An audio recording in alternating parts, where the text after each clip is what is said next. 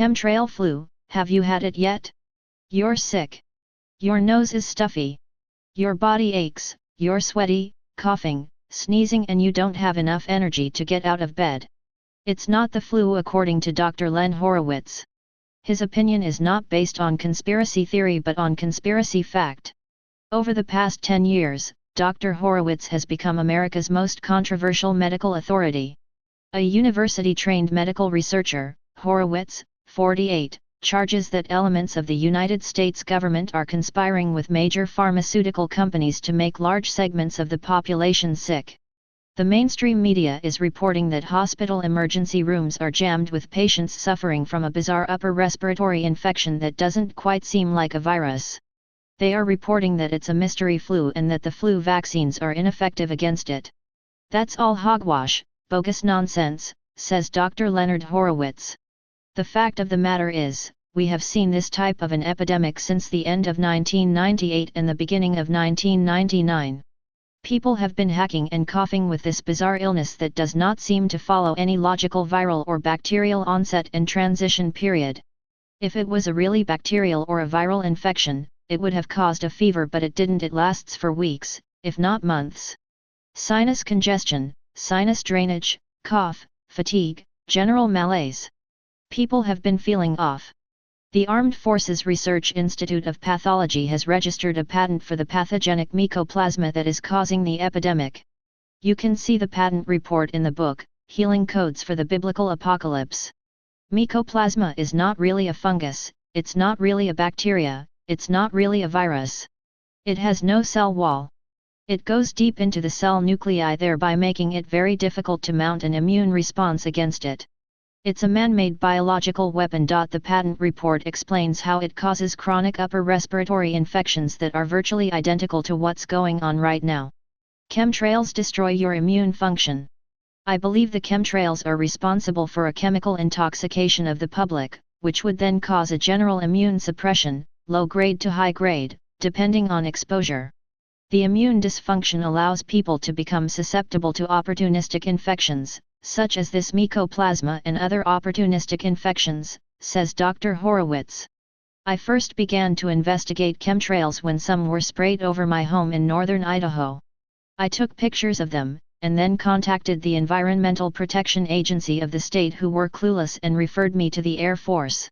They got me in touch with Centers for Disease Control Toxicology, and after about a week I received a letter from one of their chief toxicologists saying, indeed there was some amount of ethylene dibromide in the jet fuel. Ethylene dibromide is a known human chemical carcinogen that was removed from unleaded gasoline because of its cancer-causing effects. Now suddenly it has appeared in the jet fuel that high-altitude military aircraft are emitting. Ethylene dibromide is coming out of the jet fuels that is causing immune suppression and weakening people's immune system. Then you've got a Mycoplasma microbe or a fungus that causes an upper respiratory illness. Suddenly you develop a secondary bacterial infection. Now you get hit with antibiotics, and the antibiotics cause your body chemistry to go acidic, so now you get rashes and other things. Your liver gets full of toxins and comes out through your skin in rashes, and they get hyperallergenic reactions associated with the other chemicals. I've got colleagues in the Bahamas, Bermuda, Toronto, British Columbia all reporting the same bizarre seeding of the atmosphere. What is going on is just despicable. All of a sudden now you've got human beings completely out of balance and infected by 2, 3, or 4 microbial cofactors, as well as intoxicated by a variety of different chemicals, and you've got somebody who's going to be chronically ill. The Black Budget. The Frank Church congressional hearings of 1975 exposed the Central Intelligence Agency biological weapons contracting firms, Litton Bionetics, and the Army Corporate of Engineers, who were developing and utilizing various biological weapons on populations. And this is all done under black operations, covert operations, where they get funding, and congressional people are never informed really where this money is going. It's the black budget, says Horowitz. And in the contemporary warfare arena, where experts in biological chemical warfare convene and discuss the ways that are ideal to conduct warfare today, to really take an enemy out, you don't want to kill the people.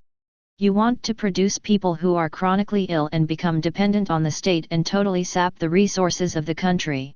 And then you can move in with your military medical industrial complex and your international medical pharmaceutical cartel. Then you sell these defeated countries all of the pharmaceuticals and chemicals that they need to maintain any semblance of healthy function. They're completely depleted. They can't put together a military. You create a dependence and thereby you weaken the population, and weakened populations are easy to control. So you've got population control, and you make vast fortunes doing it, versus just blowing up a nuclear weapon and devastating the infrastructure that you own. You and your colleagues own that infrastructure. You want to get rid of the people. You don't want to get rid of infrastructure. They're completely depleted. They can't put together a military. You create a dependence and thereby you weaken the population, and weakened populations are easy to control. So you've got population control, and you make vast fortunes doing it, versus just blowing up a nuclear weapon and devastating the infrastructure that you own. You and your colleagues own that infrastructure. You want to get rid of the people. You don't want to get rid of infrastructure. Who's responsible? What I'm relating to you now is not speculation. If you were to read the top experts' analysis of military warfare, including the report from Iron Mountain, the Rockefeller family is one of the major players in this conspiracy. They are one of the major players in world genocide, world population reduction. That's no mystery anymore. When you examine who owns the chemtrail fuel, who are the fuel company directors, suddenly you enter into the realm of the Rockefeller family and the royal families, Standard Oil and British Petroleum. And what are their other agendas? Suddenly now you see their documents, showing that they have funded, historically, eugenics, racial hygiene, genocide, depopulation, family planning, maternal and child health, where they make and deliver vaccines, and contaminated blood supplies. These are the banksters, the same people who run the blood banking as well as the money banking industries, says Dr. Horowitz. I reference a great book by Dr. John Coleman, who worked as a British Secret Service agent at the highest levels. And he articulated very clearly who was running those companies. It all goes back, ultimately, to the highest level of the royal family. The Bush family, Rothschild family, the Rockefeller money, and the entire Rockefeller establishment is based on Rothschild money and royal families. If you can't explain it rationally or any other way, I think you've got to begin to consider conspiracy theories and eliminate the negative label that you've placed on conspiracy theories which have been demonized along with holistic medicine. America's Fourth Reich. The ruling crime families are making vast fortunes off of humanity's suffering. The Rockefellers monopolized American medicine in the 1920s. They, along with IG Farben, Germany's leading industrial organization, held the monopoly on the world's chemical and pharmaceutical industries.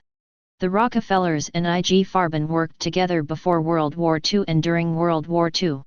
For all practical purposes, the Rockefellers and IG Farben were the Third Reich. Who else is involved? The Merck Pharmaceutical Company. Their president, George W. Merck, was America's biological weapons industry director during World War II. He was personally appointed by President Roosevelt and Secretary of War Stimson. The Nazis planned for the New World Order. They even had a term for it, Neue Ordnung, which means New Order, i.e. New World Order. This New World Order, is the rise of the Fourth Reich. This is precisely what they envisioned and then carried out on a global scale. The goal of the Fourth Reich is population control and genocide. 99.99% of Masons have no clue what they're really up to at the highest levels. They give you increased knowledge at every higher degree of Freemasonry. When you get beyond the 33rd degree, you get the highest indoctrination into what's called the ancient Arcana, the ancient sacred knowledge described in the book Healing Codes of the Biblical Apocalypse. That's where the devil-doers who are running this planet are nesting. How does a person become that high in the Masonic organization? Through bloodlines. You've got to be major royalty, ideally a descendant, or you've got to be somebody who is very close to the royalty, the major bloodlines. Who are they targeting? Who are they targeting for genocide? If there's an attempt underway to reduce the population of the planet, why isn't it happening? Look at countries like those in Africa, third world nations that have been heavily targeted with HIV/AIDS. And consider that 73% of HIV/AIDS patients in America today are Black or Hispanic. Statistically, 55% of gay men in America are already dead. Are you seeing depopulation specifically targeting minority groups now? Of course. It's happening right now. They don't want to totally eliminate populations completely, just certain populations. And isn't it, from their perspective, wonderful? They've got a covert depopulation agenda that nobody's picked up on yet. It's ideally what they want to produce. It's not just about the money. I think there's a satanic or evil ideology, because Nixon himself said, referring to the Rockefellers, it's not about money for these people, it's about power. The monopoly game.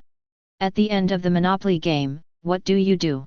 One person wins, they own all of the real estate, they own all of the assets, they've wiped all the other players out and the game is over. You can out the game away in your closet. But you don't do that on planet Earth. The person who wins at the end of this world monopoly game gets to rearrange the board. And that's precisely what we've seen in the last year. You've seen not the biggest fish eating the biggest fish in international commerce, you have seen the mega whales eating the mega whales in these mega mergers. All these little companies that are producing your vitamins are a subsidiary of a major conglomerate. Today a Warner Lambert or Glaxo Wellcome, all of these huge corporations own all the little fish. They buy them out. So, again, now the game board gets to be changed if they desire, and apparently that's what they desire. That's their agenda, you can see it. At the Denver airport, there's a capstone in the main terminal building dedicated to the New World Airport Commission by the Freemasons. And there's a big colorful mural, that is dedicated to the extinct human species. And in the foreground, against the horrific backdrop of flames and destruction, there are 3 open coffins. Stay paranoid, my friends.